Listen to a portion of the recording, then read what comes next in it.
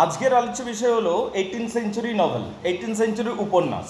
ঠিক আছে, দেখো 18th সেঞ্চুরিতে যে বিভিন্ন লেখাজোখাগুলো ছিল তাদের মধ্যে উপন্যাস ছিল সবথেকে বেশি বিখ্যাত। 18th century is basically famous for novel and novel, উপন্যাসের জন্য বিখ্যাত।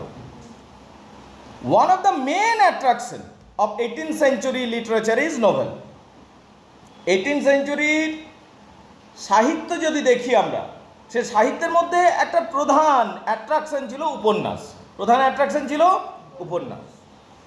দ্য নিউ জেনরা, এই নতুন জেনরা মানে টাইপ, বুঝতে পারলে, জনরাও বলা হয়।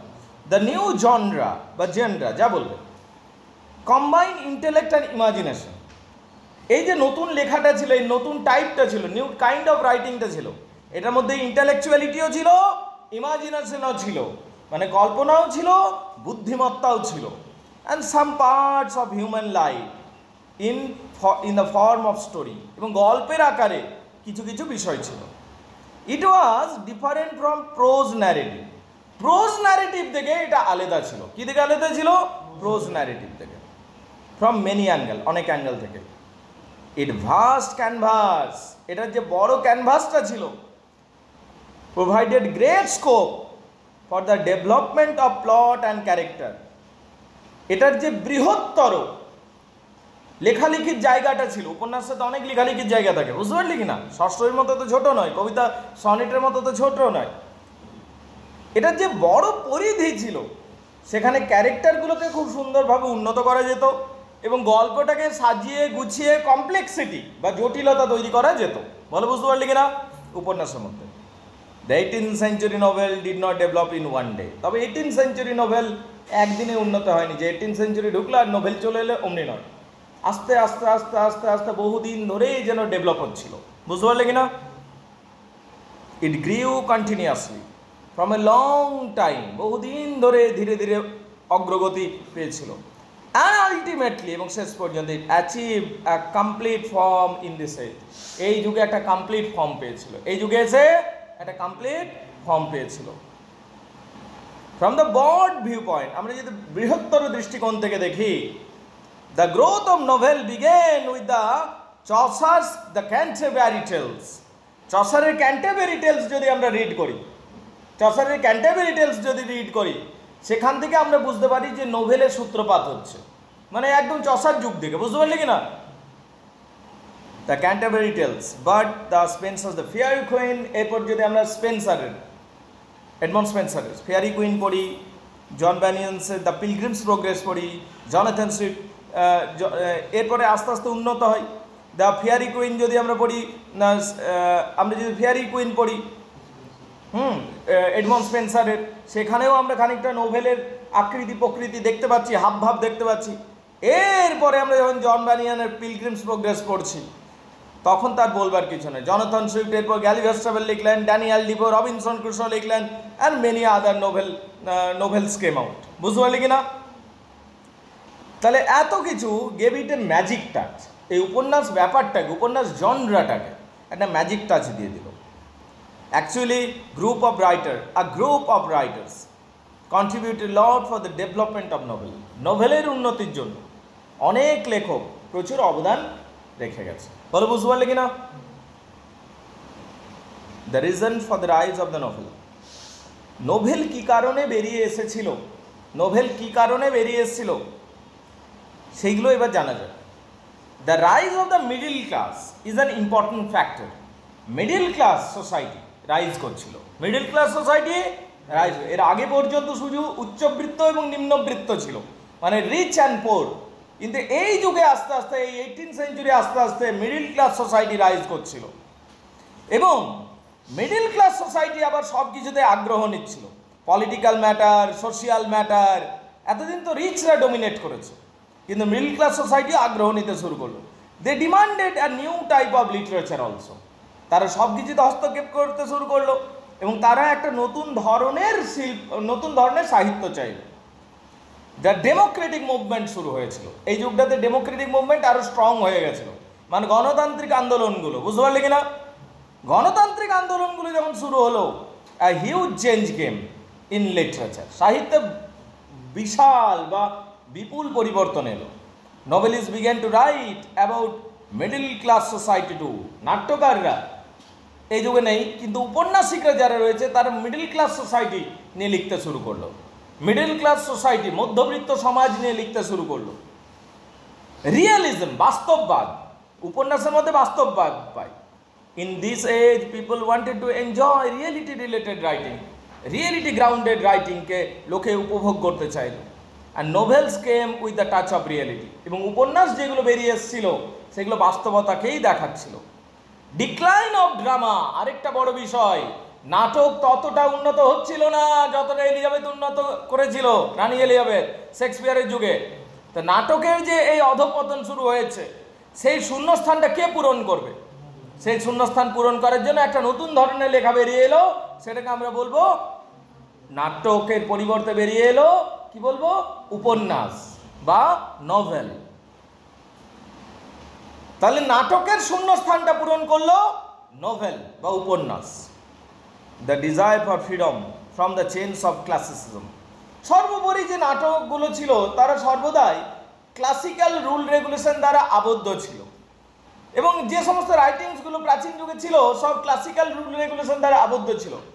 এই ক্লাসিক্যাল রুল রেগুলেশন বা শিকল থেকে মুক্তির একটা মানুষের মধ্যে চাহিদা জেগেছিল। তাই এটাকে বলা হয়, এই যুগটাকে বলা হয় যে এই যুগে মানুষজন কি করেছিল, একটা ডিজায়ার দেখতে পাই ক্লাসিসিজম থেকে মুক্তির চেষ্টা, যেটা আমরা নোভেলের মধ্যে দেখতে পাই। নোভেলের মধ্যে কোনো ক্লাসিক্যাল রুল রেগুলেশন ছিল না। আরে নোভেলে ক্লাসিক্যাল রুল রেগুলেশন মানে গ্রিক যুগ, রোমান যুগের নিয়মকানুন, যে নাটকে এইরকম হওয়া উচিত। তো উপন্যাসের ক্ষেত্রে কথাটা প্রযোজ্যই নয়, তার কারণ সেই যুগে উপন্যাস ছিলই না, বুঝতে পারলে কিনা? তো একদম ফ্রেশনেস ছিল এটার মধ্যে। ওয়াইড স্কোপ অফ নোভেল, সর্বোপরি উপন্যাস এমন একটা বিষয় ছিল যেটার প্রচুর স্কোপ ছিল, বুঝতে পারলে কিনা? এটা উন্নতির সম্ভাবনা ছিল। Women class took interest in it, এবং যারা মহিলা সমাজ ছিল তারা আবার আগ্রহ নিতে শুরু করলো। It was perfect blend of different materials, বিভিন্ন ম্যাটেরিয়ালসের পারফেক্ট ব্লেন্ড ছিল। Adventure, realism, morality were perfect blend with it, এগুলো সব একসাথে মিলেমিশে গেছিলো। বলো, বুঝতে পারলে কিনা? তো এত সমস্ত কারণবশত 18th সেঞ্চুরিতে উপন্যাসের সৃষ্টি হচ্ছে। আন্ডারস্ট্যান্ডেবল? বোঝা গেছে? Towards the end of the 18th century, 18th সেঞ্চুরির শেষের দিকে we find different types of novel. 18th সেঞ্চুরির শেষের দিকটাতে আমরা বিভিন্ন ধরনের উপন্যাস পাই। কি কি? এবার উপন্যাসের ক্যাটাগরিটা, যে কত ধরনের উপন্যাস বললেই তো হলে না, তুই বললি আমি মুভি দেখতে গেছি, তো কি ধরনের মুভি? অ্যাডভেঞ্চারাস মুভি, নাকি রোমান্টিক মুভি, নাকি স্পিরিচুয়াল মুভি? ঠিক সেই রকম উপন্যাস বললেই তো হবে না, কি ধরনের উপন্যাস? উপন্যাসের বিভিন্ন টাইপ আছে। তাহলে দেখো, towards the end of the 18th সেঞ্চুরির শেষ দিকটা we find different types of novel, বিভিন্ন ধরনের উপন্যাস বেরিয়ে চলে এলো। কি কি? Sentimental novel, the novels of sentiments বলা হয়, বুঝতে পারলে কিনা? কান্নাকাটি, আবেগ, এই sentiment related novel. The didactic novel, ভক্তিমূলক নোভেল। দ্য গথিক নোভেল, গা ছমছম ভাব, ভুতুড়ে novel, Gothic novel. The domestic novel, ঘরকন্যার গল্প, বুঝতে পারলে কিনা? সংসারের গল্প, যে সমস্ত উপন্যাস, প্রাইড অ্যান্ড প্রেজুডিস যদি তুমি পড়ো, জেন অস্টিনের ডোমেস্টিক নোভেল, এই সমস্ত উপন্যাস। টেরর নোভেল, ভুতুড়ে গল্প, ঘাড় মোটকে রক্ত পিশাচ রক্ত খেয়ে নিচ্ছে, ঠিক আছে, এইরকম গল্প, বুঝতে পারলি কিনা? ড্রাকুলা, ব্র্যাম স্টকারের তোমার গথিক নোভেল, এই সমস্তগুলো বেরিয়ে এলো।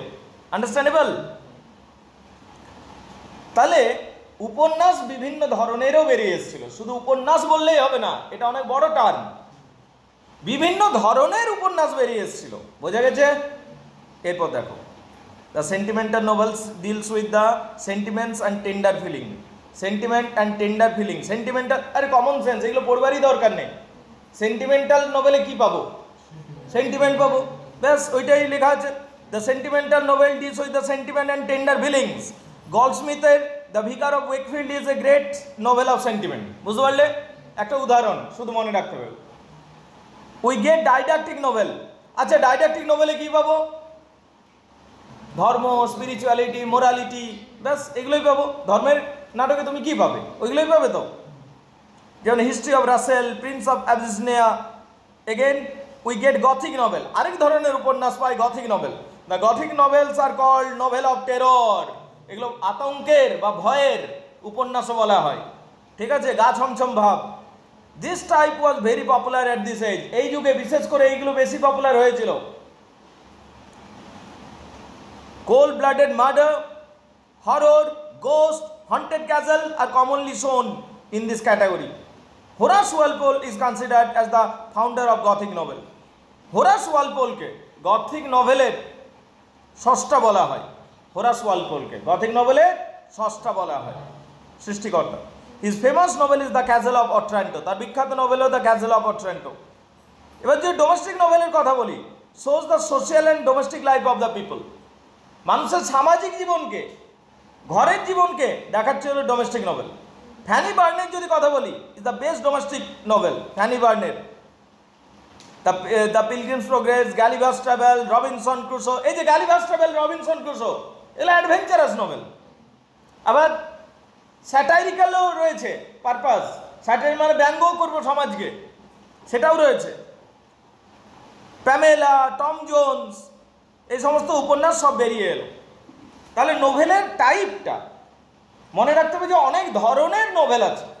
কয়েকটা ক্যাটাগরি কি কি, নির্দিষ্ট 10 ধরনের অমনি বলা যাবে না, অনেক ধরনের। Sentimental novel, Gothic novel, didactic novel, social novel, adventurous novel, এমনি করে করে বলে দেবে। আর কমন সেন্স থেকে লেখো, কোনো রকেট সায়েন্স জানবার দরকার নাই, বুঝতে পারলে কি না? একদম কমন সেন্স থেকে তোমাকে লিখতে হবে জিনিসগুলো। হ্যাঁ, নামগুলো মনে রাখতে হবে।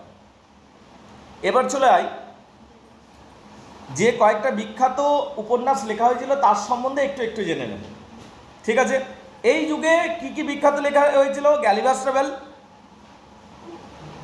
গ্যালিভার্স ট্রাভেল লেখা হয়েছিল। আর কি লেখা হয়েছিল? রবিনসন ক্রুসো লেখা হয়েছিল, প্যামেলা লেখা হয়েছিল। আর কি লেখা হয়েছিল? টম জোন্স লেখা হয়েছিল, ঠিক আছে? এই সমস্ত জিনিসগুলো লেখা হয়েছিল। গ্যালিভার্স ট্রাভেল কি? গল্পের মতো মনে রাখো, এখানে তো আছে ডিটেলস, সেটা তো জানবে। গল্পের মতো একটা নাবিক ছিল যে ন্যাভিগেশন জানতো, ম্যাথমেটিক্স জানতো। সে জাহাজে চাকরি করতে শুরু করলো। মাঝ রাস্তায়, মাঝ সমুদ্রে গেলে জাহাজে ডুবে। সে সাঁতার কাটতে কাটতে কাটতে কাটতে একটা অদ্ভুত দ্বীপে পৌঁছে গেল, যেখানে সব 6 ইঞ্চির মানুষজন, এইটুকুটুকু মানুষজন, বুঝতে পারলি কিনা? 6 ইঞ্চির মানুষজন। এই মানুষজন তাকে বেঁধে রাখলো তো সরু সরু সুতো দিয়ে। এবার গ্যালিভার উঠতে যাচ্ছে, কলমের মতো মানুষগুলো, হাজার হাজার মানুষ। তুমি ধরো না তুমি কোনো অমনি দ্বীপে পৌঁছে গেছো, আর কলমের মতো মানুষগুলো তোমার ঘিরে ধরেছে, ঠিক আছে? তুমি যদি একলাথি মেরে দাও চাঁদে উঠে যাবে, সেটা আলাদা কথা, ঠিক আছে? তুমি সাউথের হিরোর মতো হয়ে যাবে। কিন্তু ওরা যে তীরগুলো ছুড়বে সেটাও খেয়াল রাখবে। ওই তীরগুলো কিন্তু গরম ছুঁচের মতো লাগবে, তাই না? লাগবে তো, ঠিক আছে? বল্লভ ঝুড়ছে, ছুঁচেই তো ওদের কাছে, কিন্তু তোমার তো লাগবে। তো গ্যালিভার করে অ্যাটাক করলো। তখন গ্যালিভার দেখলো না, এদের সাথে শান্তশিষ্ট ভদ্রনিষ্ঠ হয়ে থাকাই ভালো। নাকি গ্যালিভার ওদের কথা মতো চলতে শুরু করলো। গ্যালিভারকে ওরা শেষ পর্যন্ত গ্যালিভার ওদের ভাষা শিখে নিল কিছুদিনের মধ্যে। ভাষা এমন একটা জিনিস, শুনলেই শিখে যাবে। গ্যালিভার এবার কী করলো, তাদের দ্বীপে থাকলো, তাদেরকে হেল্প করতো, মাঝে মধ্যে ঘুরতেও বার হতো। যখন ঘুরতে বার হতো অ্যানাউন্স করা হতো, জাগো জাগো জাগো, সরে যাও রাস্তা থেকে, গ্যালিভার পার হচ্ছে, ঠিক আছে? ও তো রাক্ষস ওদের সামনে। তুই ভাব না, নন্দর পাহাড়টা হেঁটে হেঁটে যাচ্ছে, ঠিক আছে? ওই রকম ওদের কাছে মনে হতো। তো পাহাড় সম মানুষ, পর্বত মানব হেঁটে হেঁটে যাচ্ছে। তো লোকেরা আসতো, তার সাথে খেলাধুলা করতো, সবাই ফ্রেন্ড হিসাবে দেখলো। একদিন দেশটার বিপদ হলো, পাশের দেশ হামলা করে দিয়েছে। তখন গ্যালিভার গেল সেই পাশের দেশের সমস্ত, ওদের নৌবহর বিশাল শক্তিশালী ছিল, পাশের দেশটার সমস্ত নৌবহর জাহাজগুলোকে টেনে টেনে নিয়ে চলে এলো। এবার পাশের দেশটা যারা হামলা করবো ভাবছিল, তারা একদম ডিফেন্সলেস হয়ে গেল, একদম অসহায় হয়ে গেল। তখন গ্যালিভার যাদের সাথে ছিল লিলিপুট, তারা আবার লোভী হয়ে গেল। তারা বললো আমরা এক কাজ করি, ওদিকে গোলাম বানিয়ে রাখবো। দেন গ্যালিভার বললো না না, এটা চলবে না, আমি চাই না কোনো মানুষ অন্য মানুষের গোলাম থাক। তখন লিলিপুট দাবে রাগ হয়ে গেল, আমরা এই মানুষটা খাবার দিলাম, রাখলাম, আর এখন আমাদেরকে জ্ঞান দিচ্ছে, ঠিক আছে? এবার অন্যদিকে যারা শত্রু দল ছিল তারা আবার গ্যালিভারকে পছন্দ করতে লাগলো, যে আমাদের গোলাম হতে দেয়নি, তারা ইনভাইট করলো এবং গ্যালিভার ওদের মিউচুয়াল আন্ডারস্ট্যান্ডিং করিয়ে দিল। কিন্তু লিলিপুটদের কাছে ও হয়ে গেল ভিলেন, বুঝতে পারলে? এবার নিমন্ত্রণ রক্ষার জন্য গ্যালিভার অন্য দেশটাতে গেল, ওদের সাথে খাওয়া দাওয়া করছে। ততক্ষণে এরা পার্লামেন্ট বসিয়েছে যে গ্যালিভার ফিরলে একে মেরে ফেলবো। গ্যালিভারের কাছে খবর ঠিকই পৌঁছে গেল, তার কারণ তার অনেক অনুরাগী ভক্ত ফ্যান্স ছিল। এবার গ্যালিভার যখন জানতে পেরে গেল, তার একটা বেস্ট ফ্রেন্ড বলে দিয়েছিল তাকে, গ্যালিভারের তখন মন খারাপ হয়ে গেল, দূর কাদের সাথে রয়েছি আমি। ঠিক আছে, এগুলো যেন লিলিপুট নয়, এগুলো যেন মানুষেরই গল্প। আমরা হাসছি লিলিপুট, শুধু উচ্চতাটাই কম, বাকি সবই মানুষের মতো। তাহলে এইটাই হচ্ছে ব্যঙ্গ, তোমাকে হাসাবে আর মানুষের ভুল ত্রুটির উপর তোমাকে হাসতে বাধ্য করিয়ে দেবে। সেটা এটা একটা স্যাটাইরিক্যাল রাইটিংও বটে গ্যালিভার স্টোরি নিয়ে। গ্যালিভার শেষ পর্যন্ত একটা রিস্ক নিল, যে একটা ভেলা বানা করে এলো বড় মতো, ওদের কাছে বড়, কিন্তু গ্যালিভারে বসতে পিঢ়ার মতো হচ্ছে, ধর অল্প বড়। তারপর কি হলো, ঠিক আছে, এই একটা টেবিলের মতো ধর নিয়ে ওইটা নিয়ে জলে পাড়ি দিয়ে দিল, যাচ্ছে পকেটে দু চারটা ওদের দেশে গরু মোষ ছাগল তাগলও নিয়ে নিল। ঠিক আছে, এবার গ্যালিভার অনেকটা যাওয়ার পর শেষ পর্যন্ত ঝড় এলো, কোন দিকে কি নিয়ে চলে গেল, নিয়ে আলটিমেটলি সে মানুষের জাহাজ দেখতে পেল। মানুষের জাহাজ যখন দেখতে পেল, সে উদ্ধার হল। এবার গ্যালিভার সেই গরু মোষ ছোট ছোট এনেছিল, সেগুলো দেখালো সবাইকে। কেউ তো প্রথমে গ্যালিভারের কথা বিশ্বাস করলো না, কিন্তু যখন এই ছোট ছোট গরু মোষ দেখলো, তখন সবাই বিশ্বাস করলো, বুঝতে পারলে কিনা? এবং গ্যালিভার আবার ধনী হয়ে গেল। গ্যালিভার বাড়ি ফিরে এলো, সুখে শান্তিতে থাকলো কিছুদিন। কিন্তু লোকটা ছিল অপব্যয়ী, চারিদিকে উড়িয়ে দেয়, চপ পার্টি দেবো আজকে। ঠিক আছে, পুরো লালটুর মতো বলছে, পার্টি মেরে তরফ সে, নাকি? তো ও রোজই পার্টি দিত, যা উড়িয়ে দিল টাকা পয়সা, এত টাকা পয়সা ছিল, তখন আবার কাজ করতে যেতে হবে। রাজীববাবু তখন আরেকবার বার হয়ে গেল গ্যালিভার সেজে। এবারে বার হলো যে জাহাজটাতে, এই জাহাজটা সুন্দর, আবহাওয়া সব ঠিক আছে, কিন্তু জলের অভাব দেখা গেল। এবারে একটা নতুন দ্বীপে এসে পৌঁছালো, সবাই জল খোঁজার জন্য নেমেছে, গ্যালিভারও নেমেছে। গ্যালিভারের অল্প আগ্রহটা বেশি, গ্যালিভার এটা 2 নম্বর জার্নিটা হচ্ছে, আগ্রহটা বেশি। এবারে হাঁটতে হাঁটতে হাঁটতে হাঁটতে গ্যালিভার অন্যদিকে চলে গেল। যখন আসছে তখন দেখছে তাকে ছেড়ে সবাই দৌড়ে পালাচ্ছে, ও একটা নতুন দ্বীপে ফেসে গেল। কেন দৌড়ে পালাচ্ছে? কারণ কি, আমার বন্ধুগুলো তো অমনি নয়, দেখছে ডাইনোসরের মতো একটা টিকটিকি, এত বড় টিকটিকি তাড়া করেছে। তখন ওরা বেচারা ছেড়ে চলে গেল, আর ওরা আসবেও না, বুঝাও গেল। ঠিক আছে, গ্যালিভার বেচারা গেল ভেসে। এখানে গ্যালিভার নতুন দ্বীপটাতে রইল। এবার ও হাঁটতে শুরু করলো, দেখলো সামনে একটা আমাজন জঙ্গলের মতো বিরাট বড় জঙ্গল রয়েছে। ওটা আসলে জঙ্গল নয়, যে দ্বীপটাতে এসেছে এটা রাক্ষসদের দ্বীপ, মানে বড় বড় মানুষের দ্বীপ। আগে ছিল ছোট মানুষের দ্বীপ, এটা বড় মানুষের দ্বীপ, বুঝতে পারলি কিনা? সবাই 60 ফুট করে লম্বা, বুঝতে পারলি? সবাই এক একটা নন্দুয়ারা পাহাড়, বুঝতে পারলি কিনা? এবারে একটা ও যেটা অ্যামাজন জঙ্গল ভাবছিল, ওটা ছিল ঘাস ক্ষেত ছিল, বুঝতে পারলি কিনা? এবারে ও ওইটা দিয়ে যাচ্ছিল, ওইখানে মানে আসলে ওখানে চাষবাস হচ্ছে, এখানে ঘাস কাটা হচ্ছিল। ও বেচারে 2 টুকরো হয়ে যেত, কিন্তু মাঝখানে ও জোরে চিৎকার করবে এবং লোকটা দেখতে পেয়ে গেল, এবং লোকটা তুললো, চাষিকে দেখালো। চাষি খুব খুশি, অদ্ভুতভাবে দেখলো। প্রথমে একটু ভয় ভয় দেখছিল, কামড়ে টামড়ে দেবে না তো, ঠিক আছে। তারপরে যখন বুঝলো যে না, বিষাক্ত প্রাণী নয়, তখন হাতে নিল। তারপরে চাষি খুব খুশি হয়ে গেলো, দেখলে একদম পারফেক্ট মানুষের মতো দেখতে, খুশি হলো এবং নিজের মেয়ের জন্য পুতুল হিসাবে নিয়ে গেল। গ্যালিভার এবারে একটা বাচ্চা মেয়ের পুতুল হয়ে থাকতে লাগলো। এবার বাচ্চা মেয়েরা পুতুলটাকে কি যে করে, নে নে খা খা খা, খাবার খাওয়া, ঠিক আছে, পোশাক পরা, ঘুম পাড়া। বেচারা গ্যালিভারের জীবন আরো দুঃসহ হয়ে উঠলো, ঠিক আছে। কিন্তু কিছুদিনের মধ্যে গ্যালিভার আবার বন্ধু হয়ে গেল ওই বাচ্চা মেয়েটার। খুব সুন্দর জীবনযাপন চলছিল গ্যালিভারের। বাচ্চা মেয়েটার পুতুলের বক্সেই থাকে, বুঝতে পারলি? কিন্তু হঠাৎ করে গ্যালিভারের যে জীবন আবার দুঃসংবাদ নেমে আসবে, বা একটা বিপর্যয় নেমে আসবে। কেন? চাষির যে প্রতিবেশী ছিল, ও একদিন এলো, চাষি প্রতিবেশী চাষিটাকে বুদ্ধি দিল, এত সুন্দর নায়াব নমুনা আপকি পাস है, ঠিক আছে, এরকম বলছে যে তোমার কাছে এত সুন্দর অদ্ভুত প্রাণী রয়েছে, তুমি এটাকে কেন বাজারে গিয়ে নাচ করাচ্ছ না?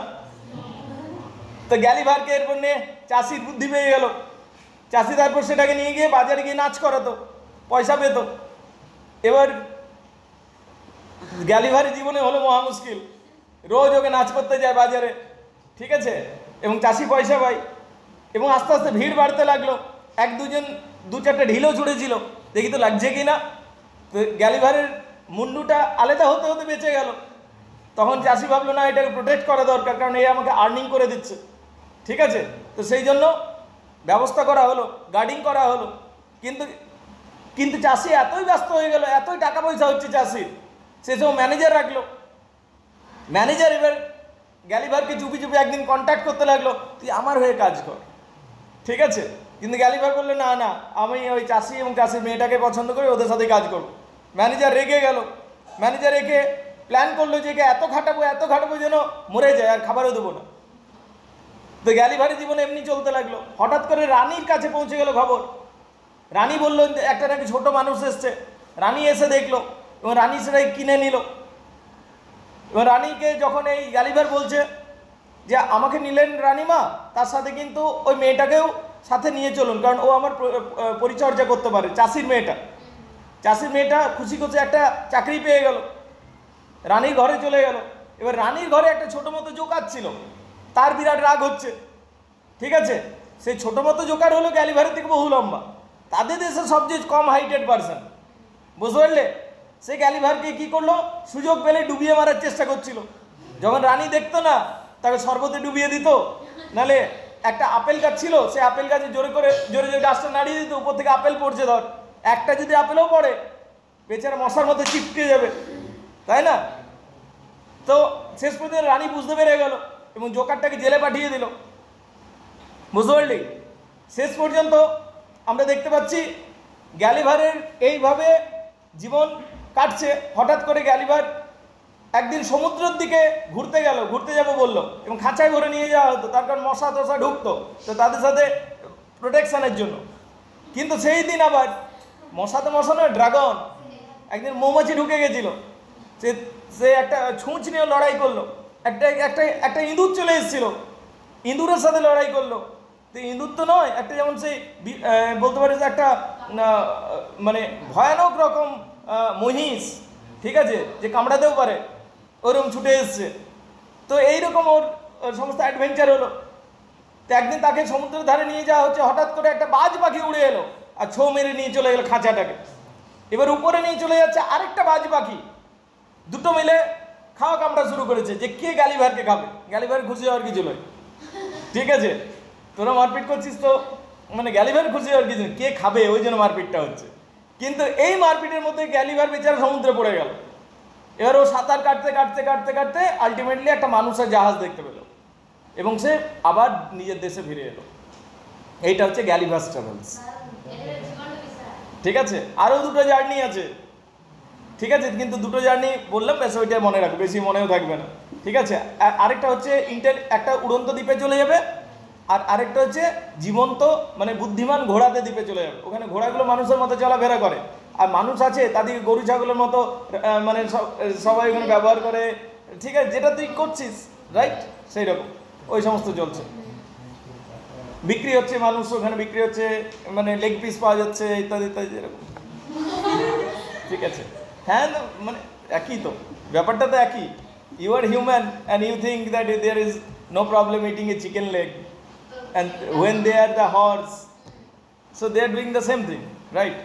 মানুষের উপর চলে মানুষ তখন মোরালিটি, নৈতিকতা, মানুষ ভাবে ক্রুয়েল, আর মানুষে নিজে সব থেকে বেশি ক্রুয়েল। কি ভাবছো তুমি?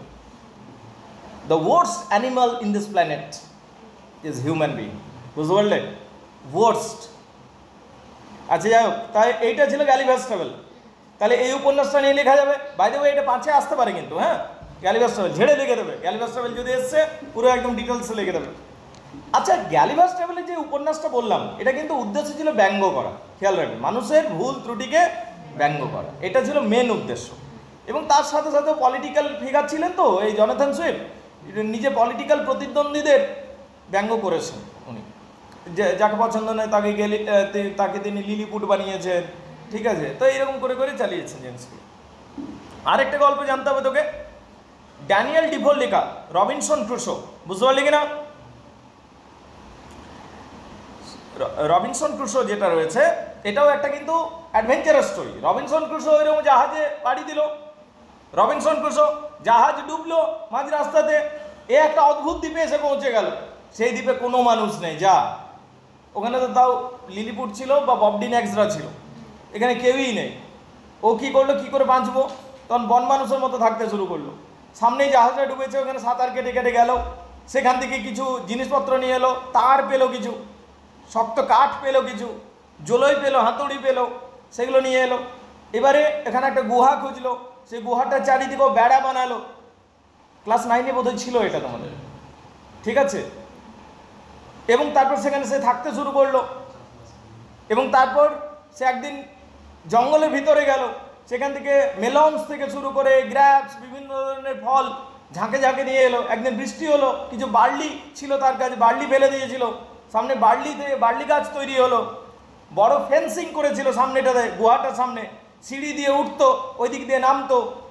তো এইভাবে লোকটা কিভাবে একটা লোনলি আইল্যান্ডের মধ্যে সারভাইভ করলো, এই গল্পটা আমরা দেখতে পাবো, বুঝতে পারলি কিনা?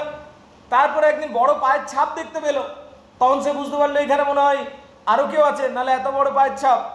তারপর কিছুদিন পর সে বুঝতে পারলো এখানে নরখাদকরা থাকে, মানুষ খেয়ে দেয়, মানুষকে ধরলে পুড়িয়ে খেয়ে দেয়। তখন তার ভয় ধরলো, সে একটা ভেলা বানালো, ভেলা নিয়ে সে বার হয়ে যাবে। যেদিন বার হচ্ছে একটা আফ্রিকার লোক ছুটে ছুটে আসছে, আর তার পিছনে নরখাদকরাও ছুটে আসছে। সে কি করলো, সেই লোকটাকে নিজের ভেলাতে নিল এবং ভেলা নিয়ে বার হয়ে গেল। সেই লোকটার নাম দিল ফ্রাইডে। শুক্রবার পেয়েছিল বলে, যা তোর আজ দিকে নাম ফ্রাইডে, ঠিক আছে, এইরকম, বুঝতে পারলি কিনা? তো ওর নাম হয়ে গেল ফ্রাইডে, বুঝতে পারলি কিনা? তো ফ্রাইডে বরাবরই এরপর তার সাথে থাকবে, এরপরে ঘোরাঘুরি করে আলটিমেটলি সে নিজে ঘরে পৌঁছাবে। এই যে গল্পটা, এটা ড্যানিয়েল ডিফোর রবিনসন ক্রুসো, এই একটা উপন্যাস লেখা হয়েছিল, মনে থাকবে? আরে বানিয়ে লিখে দেবে, ইনফরমেশন তো আছে, একদম ঝেড়ে বানিয়ে লিখে দেবে। প্যামেলা বলে আরেকটা গল্প লেখা হলো, সোশ্যাল নভেল, বুঝতে পারলি কিনা? প্যামেলা হলো একটা মেয়ে বা ভার্চু রিওয়ার্ডেড, এই উপন্যাসেরই আরেকটা নাম ভার্চু রিওয়ার্ডেড।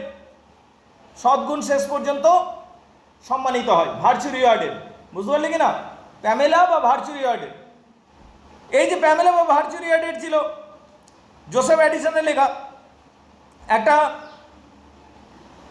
মেয়ের গল্প, সাধারণ মেয়ের গল্প, যে একটা ধনী পরিবারে কাজ করে, হঠাৎ করে মালকিন মারা যাচ্ছে। যখন মালকিন মারা যাচ্ছে, সেই মালকিনের ছেলেটা মালিক হয়ে যাচ্ছে। মালকিনের ছেলেটা এমনি দেখতে ভালো, ব্যবহারও ভালো সবার সাথে, কিন্তু ওই মালকিনের যে ছেলেটা রয়েছে, যে এখন নতুন মালিক, সে আবার এই প্যামেলাকে পছন্দ করে, এবং প্যামেলাকে পছন্দ করে in wrong sense, not in right sense, যে পছন্দ করলাম, প্রেম করলাম, বিয়ে করলাম, ওই সেন্সে নয়, বুঝতে পারলি কিনা? Verse for physical pleasure, rather to say, just for having sex, বুঝতে পারলি কিনা? কিন্তু প্যামেলা ব্যাপারটা বুঝে গেছে, প্যামেলা অ্যাভয়েড করছে, এবং আলটিমেটলি শেষে ও কাঁদতে শুরু করছে প্যামেলা। তখন তার মালিক বলছে, ঠিক আছে তুই এক কাজ কর, আমার কাছে থাকতে অসুবিধা আছে, তুই এক কাজ কর, তুই আমার বন্ধুর বাড়িতে তাহলে চাকরি কর, না চাকরি ছাড়া তো তুই থাকতে পারবি না। ওর বন্ধুর বাড়িতে তাকে পাঠিয়ে দিচ্ছে চাকরি করার জন্য। প্যামেলা তাহলে ভাবছি এবার আমি আমার প্রভুর কাছ থেকে মুক্তি পেলাম। কিন্তু ওই লোকটি আবার মেয়ে সাজছে নিয়ে বন্ধুর বাড়িতে চলে যাচ্ছে, এবং বলছে, তার বন্ধুকে বলছে যে আমাকে ওই মেয়েটার সাথে থাকতে দে, ঠিক আছে? এবং সে মেয়েটার সাথে থাকতে শুরু করছে, কিন্তু মেয়েটা আবার ধরে নিচ্ছে প্যামেলা, এবং প্যামেলা তখন তাকে অনেক ভৎসনা করছে। এইবারে ছেলেটার মধ্যে কিছু পরিবর্তন আসছে, মেয়েটাকে এরপর তার নিজের বাড়িতে পাঠিয়ে দেওয়া হচ্ছে, নিজের বাড়িতে, মেয়েটার বাড়িতে, আর ছেলেটার মধ্যেও কিছু পরিবর্তন হচ্ছে, রেকটিফিকেশন বা সংশোধন আসছে। এই যে পুরো গল্পটা চিঠি চিঠি স্টাইলে লেখা হয়েছিল, চিঠি চিঠি স্টাইলে লেখাকে এপিস্টোলারি নোভেল বলা হয়। এটা একটা এপিস্টোলারি নোভেল, চিঠি চিঠি স্টাইলে লেখা নোভেল, উপন্যাস, এপিস্টোলারি নোভেল, প্যামেলা বা ভার্চু রিওয়ার্ডেড। শেষ পর্যন্ত দেখতে পাই যে প্যামেলা এবং ওই ছেলেটার মধ্যে প্রেম, ভালোবাসা এবং বিয়ে হয়ে যাবে। So this is the story virtue rewarded. বলো বুঝতে পারলে কিনা? গল্পটা মোটামুটি স্টোরি লাইনটা মাথায় ঢুকলো? তাহলে দেখো এবার পড়ি, ঠিক আছে? তাহলে গল্পগুলো the Gulliver's travel is a fictional story. Gulliver reaches an island where the people are very intelligent and but the height is very short. They are just 6 inches tall. Then he faces a lot of adversity, a lot of adventure, and reaches another island, the giants, where the giant lives, যেখানে আরেকটা দ্বীপে পৌঁছাচ্ছে যেখানে জায়ান্টসগুলো থাকে। Actually they are also human being but they are very tall. Again he meets intelligent horses and flying island. এটা হলো Gulliver's travel. Clear না ক্লিয়ার নয়? Then we find in this age another famous novel, Robinson Crusoe. It's a story of a sailor who somehow reaches an island after a violent storm. He lives in that island alone for a long time. He gets shelter, food, water. Then he dares to move from there and reaches a new island. He escapes from cannibal. Kono bhabe cannibal হাত থেকে পালাচ্ছে। He gets some good friend in the journey and ultimately reaches his homeland. বলো বুঝতে পারলে কিনা? তারপর Pamela is a story of a beautiful maid who is disturbed by her master. Again the story of Charles Grandison is a beautiful novel which is also well known, very beautiful poet. এটা আরেকটা Charles গ্র্যান্ডিসন, বুঝতে পারলে কিনা? Pamela এক লাইনে বললাম। Clear না clear নয়? তবে আরেকটা বিখ্যাত উপন্যাস লেখা হয়েছিল এই যুগে চার্লস গ্র্যান্ডিসন। টু কনক্লুড পরিস্থিতি বলা যায় within a very short period of time English novel made a remarkable progress and it became the most popular literary genre. খুব কম সময়ের মধ্যে ইংরাজি সাহিত্য প্রভূত উন্নতি লাভ করেছিল, বিশেষ করে এই উপন্যাসের ক্ষেত্রটাতে। Later on novel got a new height in the master hand of Hardy and Dickens. পরের যুগটাতে, পরবর্তী সময়ে হার্ডি এবং ডিকেন্সের হাত ধরে উপন্যাস আরও উন্নত হয়ে যাবে, যেটা ভিক্টোরিয়ান যুগে পাবো। সেটা কোন যুগে পাবো? কিন্তু ফান্ডামেন্টাল ভিতটা এই যুগে তৈরি হয়েছে 18th সেঞ্চুরিতে, বুঝতে পারলে কিনা? এরপরে রোমান্টিক যুগ আসবে। রোমান্টিক যুগে আমরা জেন অস্টিনকে পাবো, যিনি প্রাইড অ্যান্ড প্রিজুডিস লিখবেন। সেটাও একটা উন্নত করবে নভেলকে, কিন্তু ভিত কিন্তু এইটাই 18th সেঞ্চুরি। ভিত কোনটা? 18th century. সাম পপুলার নোভেলিস্ট, এই যুগে কোন কোন নোভেলিস্ট ছিল? Daniel Defoe, Jonathan Swift, Joseph Edison, এরা স্যার রিচার্ড স্টিল, এনারা সব বিখ্যাত ছিলেন, বুঝতে পারলে কিনা? জনাথন সুইফট সম্বন্ধে he was a very most powerful original genuine writer ছিল। হি ওয়াজ হাইলি ইন্টেলেকচুয়াল, খুব বুদ্ধিমান মানুষ ছিলেন, কিন্তু তার ওভার অ্যাম্বিশন তাকে বিটার বানিয়ে দিয়েছিল। ঠিক আছে, তার ওভার অ্যাম্বিশন ছিল পলিটিক্যাল ক্যারিয়ারে, তিনি অনেক উচ্চতায় পৌঁছাতে চেয়েছিলেন, কিন্তু তার পলিটিক্যাল এনিমিরা তাকে উঠতে দেয়নি। সেই জন্য তিনি অনেকটা স্যাড থাকতেন, এবং সেখান থেকেই তার ব্যঙ্গ করার প্রবৃত্তি সৃষ্টি হয়েছে, বুঝতে পারলে কিনা? He took delight in flourishing conversation and undermining the reputation of opponents. His best known work, Gulliver's Travels, তার বিখ্যাত কাজ হলো Gulliver's Travels, which is very popular children's book. It's also bitter attack on the contemporary political social life. The Tale of a Tub, আরেকটা বই লিখলেন Tale of a Tub, it's written in allegorical form. ঠিক আছে, his Journal to Stella, আরেকটা লিখলেন Journal to Stella, ঠিক আছে, এটাও খুব বিখ্যাত। এবং কি রিটার্ন টু এস্থার জনসনের জন্য লিখেছিলেন, যাকে জনাথন সুইফট ভালোবাসত। Is an excellent commentary on the contemporary character of the political event. The pros style is very simple, direct and colloquial, খুব সহজ ভাষায়, চলতি ভাষায় লেখা হয়েছে। অর্নাইট অ্যান্ড রিটোরিক্যাল এলিমেন্টস বিশেষ কিছু প্রয়োগ করা হয়নি। অ্যাজ এ স্যাটাইরিস্ট তিনি আসলে ব্যঙ্গ করতে চেয়েছিলেন। And greatest effective weapon is irony, প্রচুর আইরনি, প্রচুর স্যাটারিক এলিমেন্ট পাওয়া যায়। The finest example of irony is pamphlet, the battle of books. তাছাড়া ব্যাটল অফ বুকস, যেটা প্যাম্পলেটের উপর, যে নিজের পলিটিক্যাল পার্টির সদস্য হলে রাইটার দিকে সম্মান দিয়ে দেবো, আর বিরোধী দলের হলে কোনো সম্মান দেবো না, এই যে টেন্ডেন্সি ছিল সেই যুগটার, সেইটাকে ব্যঙ্গ করা হয়েছে দ্য ব্যাটল অফ বুকসে। বলো বুঝতে পারলে কিনা?